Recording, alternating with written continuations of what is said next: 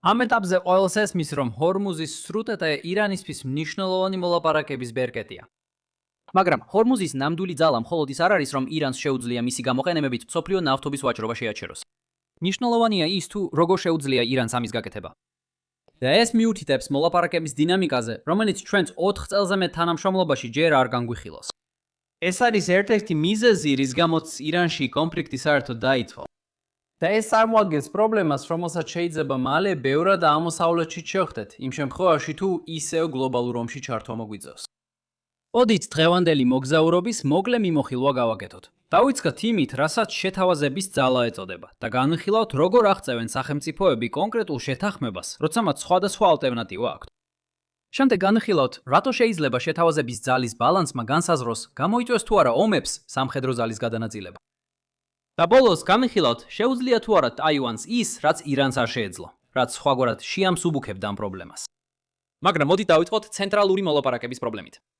ამ დროისთვის უკვე გესმით, რომ ომის ხარჯები უზრუნველყოფს ურთიერთმისაღები შეთანხმებების დიაპაზონის არსებობას, რომელიც კონცენტრირებულია ბრძოლის მოსალოდნელ შედეგზე, იქნება ეს უკრაინაში თუ ირანში.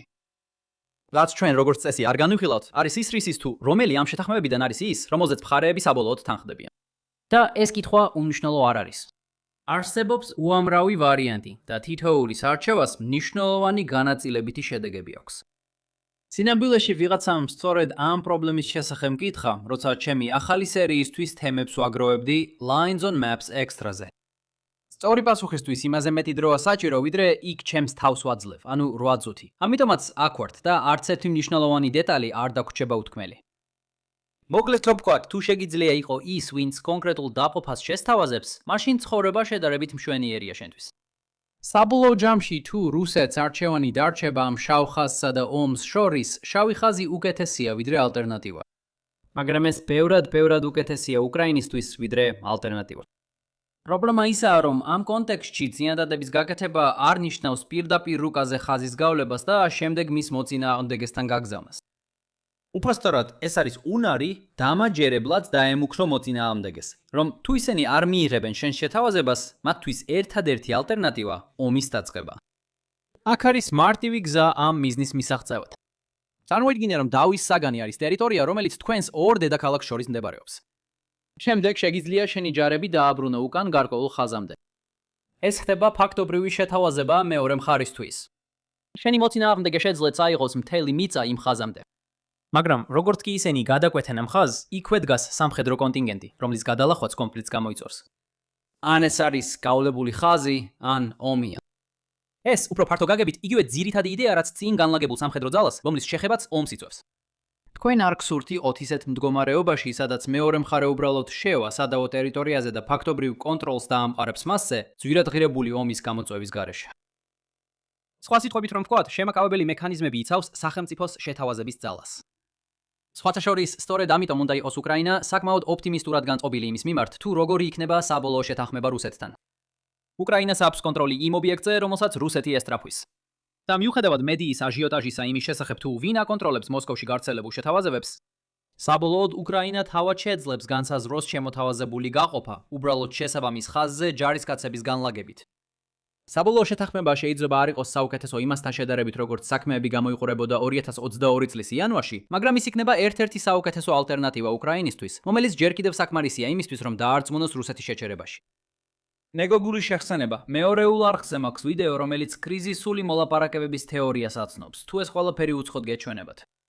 ის ჩემი IRL Introduction to International Relations კურსიდან მოდის. და სინამდვილეში ამან ჩემთვის დიდი პრობლემა შექმნა, რომლის გადაჭერაშიც დღევანდელი ვიდეოს სპონსორი ChatLLM by Abacus AI დამეხმარა. ხედავთ, ის ვიდეოები სცენარის გარეშე იყო გადაღებული. შეძლებოდა აუდიო დამუშავების ინსტრუმენტების გამობის გამოყენება, რომ ტექსტური ტრანსკრიპტი შემექმნა, მაგრამ მაინც დაუფასებელი ტექსტის ბლოკი მრჩებოდა. ზუსტად ის არის, რაც მინდოდა სტუდენტებისთვის წერილობით სასწავლო მასალად მიმეცა. ანუ უბრალოდ LLM-ში გაატარო და წინადადებები სწორ აბზაცებად დაყოს. ხო ასეა. ასე მარტივად არა. ზოგმა მოდელმა გადაწყვიტა ტექსტი მთლიანად თავიდან დაეწერა. თითქოს ეს სულ სხვა ლექცია ყოფილიყო. ეს არის ის, რაც ChatLLM-ს განსაკუთრებულს ხდის. ერთი გამოწერა გაძლევთ ცდომას ყველა წამყვან ინდივიდუალურ სერვისზე. Cloudopus, Grok, Gemini Pro, ChatGPT, DeepSeek და კიდევ უამრავი სხვა. ასე რომ თუ ერთი მოდელის პასუხი არ მომეწონა, მარტივად შემეძლო შემდეგზე გადავსულიყავი. Chat LLM ასევე მოიცავს გამოსახულების გენერაციას Fluxy-დან და Nano-Banana-დან, ხოლო ვიდეოს გენერაციას Sora-დან და Kling-დან. The two გადაყვალთ Chat LLM, Certainly Abacus, Certainly AI, Slushy Lines on Mapse. პირველი თვე შეგიძლიათ მიიღოთ მხოლოდ $7, ხოლო ამის შემდეგ ყოველ თვე $10. კიდევ ერთხელ დიდი მადლობა Chat LLM-ს Abacus AI-სგან, რომ დააფინანსა დღევანდელი ვიდეო. დაუბრუნდეთ ირანს. ჰორმუზის სრუტის შესახებისაა, რომ ირანს მასზე ფაქტობრივად შეთავაზების ძალაუფლება აქვს.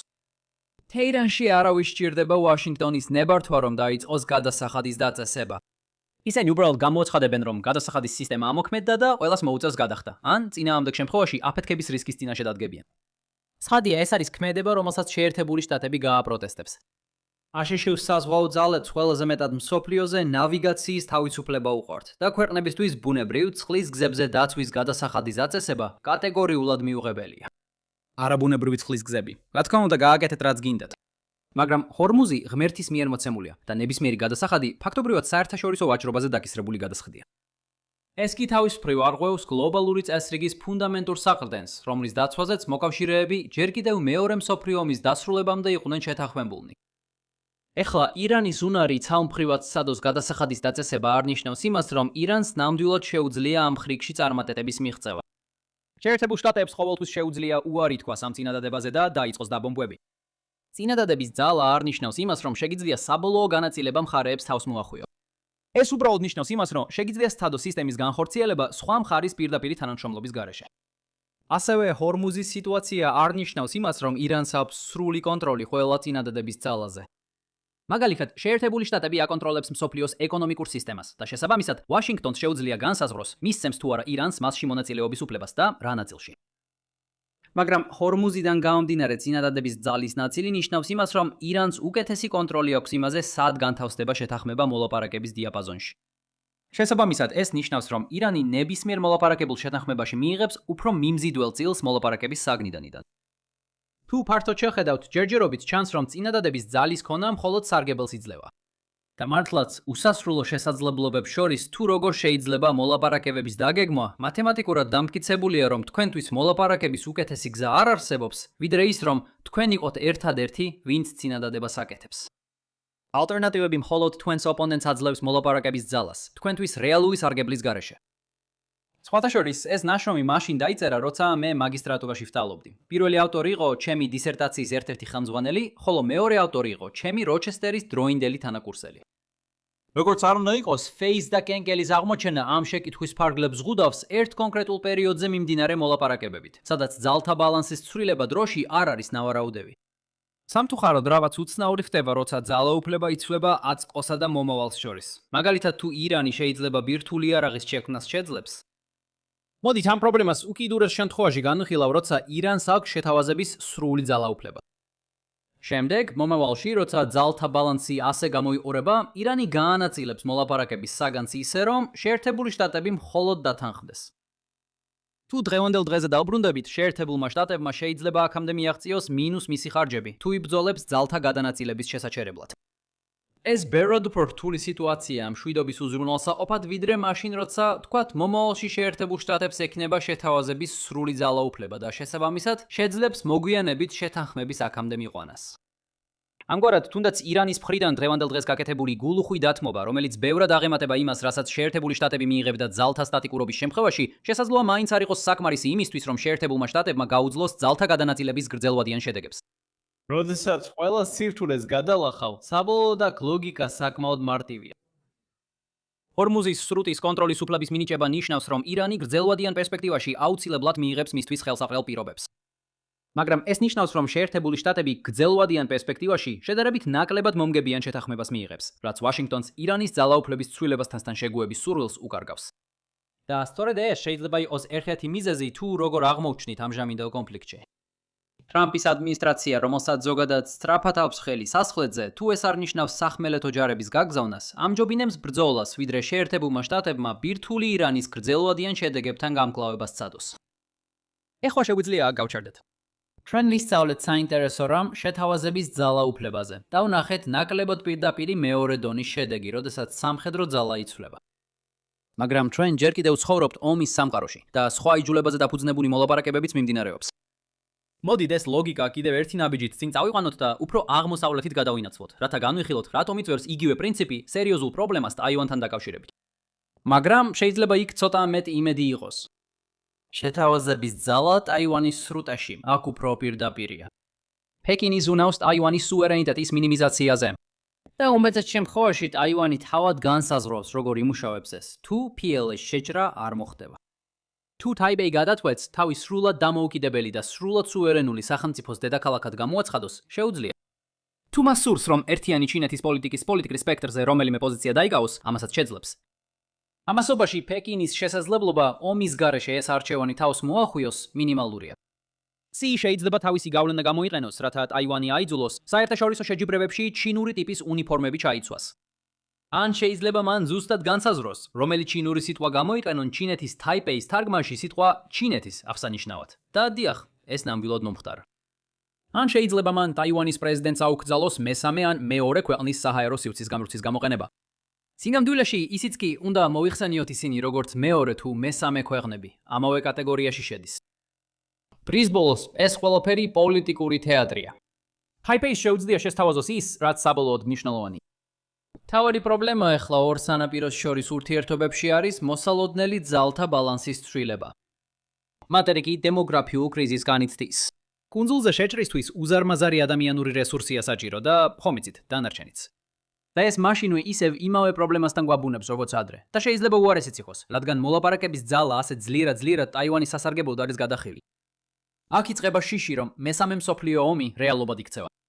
თუმცა არსებობს მნიშვნელოვანი განსხვავება ირანისა და ტაივანის მთავრობის სტრუქტურებს შორის. დემოკრატიული სისტემები, განსაკუთრებით საპრეზიდენტო სისტემები, რომლებიც კანონების გასატარებლად რამდენიმე ვეტოს წერტილს საჭიროებენ, უფრო კარგად ინარჩუნებენ არსებულ მდგომარეობას. უბრალოდ დაფიქრდით, რამდენი ადამიანი აშშ-ში იმედგაცრუებულია იმით, თუ რამდენად რთულია კანონპროექტის გატანა წარმომადგენელთა პალატასა და სენატში და შემდეგ პრეზიდენტის ხელმოწერის მიღება. ტაივანი ცოტა განსხვავებულია, რადგან მას მხოლოდ ერთპალატიანი საკანონმდებლო ორგანო აქვს. ეს პოლიტოლოგიური ტერმინია იმის სათქმელად, რომ მას აქვს წარმომადგენელთა პალატა, მაგრამ არა სენატი. ან იქნებ ეს სენატია, მაგრამ არა წარმომადგენელთა პალატა. ორივე შემთხვევაში ტაივანს მაინც ორი დაბრკოლება აქვს, როცა პრეზიდენტსაც ისევ გავითვალისწინებთ. დამატებით არსებობს კონსტიტუციური ცვლილებების მიღების შესაძლებლობა, რაც კიდევ უფრო მეტ ბარიერს ქმნის მათი გაუქმებისთვის. ამიტომ თუ ტაივანი შეშფოთებულია, რომ მატერიკი შეიძლება შეიჯრას იმის გამო, რასაც კუნძული მომავალში აპირებს, მაშინ მთავრობას შეუძლია დაიწყოს კანონების მიღება, რათა თვითონვე შეზღუდოს თავისი შესაძლებლობა მომავალში სტატუს კოს შეცვლის. რა თქმა უნდა, ტაივანის სანდო ვალდებულებებს აქვს საზღვრები. თუ 10 წლის შემდეგ საკანონმდებლო და აღმასრულებელი ხელისუფლება შეთანხმდებიან, რომ დამოუკიდებელი ტაივანის დრო დადგა, დღეს მთავრობას ბევრი არაფერი შეუძლია, რომ ეს შეზღუდოს. სამართლებრივი თარჩოს მიღმა არაორდინარული პრეზიდენტიც კი შეიძლება დაიწყოს უფრო სუვერენული სახელმწიფოს პრეზიდენტივით მოქცევა და საჯარო გამოსვლებში ტაივანი დამოუკიდებელ სახელმწიფოდ აღწეროს. ეს შეიძლება განსხვავდებოდეს ქვეყნის კანონმდებლობისგან, მაგრამ პეკინისთვის ისევე მნიშვნელოვანია, როგორ გამოიყურება ეს ყველაფერი, როგორც სამართლებრივი მდგომარეობა. ეხლა ეს შეაჩერებს თუ არა მატერიკიდან შემოჭრას. უცნობია. თუნდაც პეკინს ჰქონდეს შეთავაზების სრული ძალაუფლება, სამხედრო შესაძლებლობების გადანაცვლება მაინც შეიძლება გამოიწვიოს ომი. შესაბამისად, დემოკრატიული ინსტიტუტები არ წარმოადგენს ჯადოსნურ გამოსავალს ყველა ჩვენი პრევენციული ომის პრობლემისთვის. მაგრამ ისინი უკეთესია ავტოკრატიულ ინსტიტუციურ სისტემაზე, სადაც ერთ ადამიანს შეუძლია აზრის შეცვლა და მოულოდნელად არსებული პოლიტიკის მთლიანად გადატრიალება. მაშ, რა არის ჩვენი დღევანდელი ძირითადი დასკადი დასვენები? ომის ხარჯები ნიშნავს, რომ შეთანხმებების ფართო სპექტრი ბრძოლაზე უკეთესია, რაც მხარეებისთვის მნიშვნელოვან განაწილებით შედეგებს იწვევს. შეთავაზების ძალაუფლება განსაზღვრავს, ვინ შეძლებს ამ განსხვავებების გამოყენებას. ირანის მიერ ჰორმუზის სრუტის პოლიტიკაზე წინადადების კონტროლი ართულებს ძალაუფლების ცვლილებებთან გამკლავებას დროთა განმავლობაში. და ტაივანის დემოკრატიულმა ინსტიტუტებმა შეიძლება შეამცირონ მსგავსი პრობლემა ტაივანის სრუტის გასწვრივ. როგორც დასაწყისში ვთქვი, დღევანდელი თემა თავდაპირველად წამოვიდა კითხვიდან, რომელიც განკუთვნილი იყო ჩემი ახალი სერიისთვის Lines on Maps Extra-ზე, სადაც ვცდილობ მაყურებლების მთავარ კითხვებს უპასუხო 8 წუთში ან ნაკლებ დროში. იხილეთ მთელი ეს პლეილისტი აქ. თუ დღევანდელი ვიდეო მოგეწონათ, გთხოვთ მოიწონეთ, გააზიარეთ და გამოიწერეთ არხი და შემდეგ ჯერზე ისევ გნახავთ. იყავით კარგად.